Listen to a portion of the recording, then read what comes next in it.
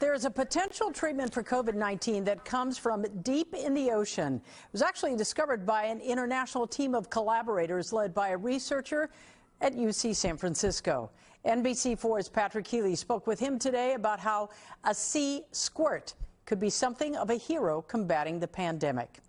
You find Dr. Novan Krogan inside his lab in the Quantitative Biosciences Institute at UC San Francisco, half a world away from the undersea source of what has the potential to be, in effect, a cure for the worst global pandemic of the century. It's a little crazy if you think about the where this drug has come from. Crazy indeed. Extracted from a rare sea squirt found in the Mediterranean off the island of Ibiza, a compound called Aplidin that has already been used to treat a form of cancer. Now lab studies showing promise against COVID-19, not as a vaccine, but as a treatment. In human cells, it was about 30 to 100 times more potent than remdesivir, which is the standard of care treatment right now. So, well, you may ask, what on earth led to this little sea squirt?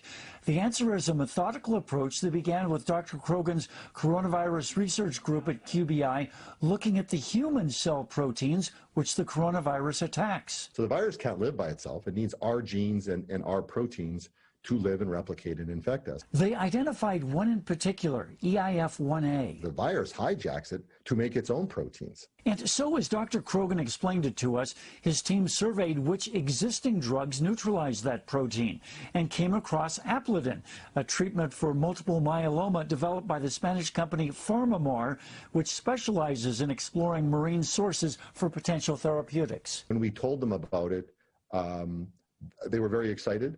Obviously, and to them it did make sense. And because Aplidin focuses on neutralizing one of our human proteins, that lessens the risk of the virus developing resistance. It doesn't matter how much the virus mutates, because it's never going to mutate enough to get around relying on that human protein. But why is Aplidin there in the sea to be found at this time of need?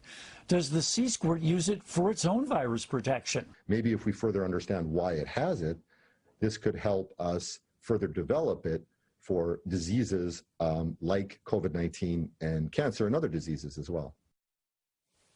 And a bit of a head start here because Aplidin has already been tested for safety in previous trials. For COVID, it would be given at lower doses than for cancer. So quickly moving into a third phase human trial, locations planned around the world, including California, approval possible sometime in springtime.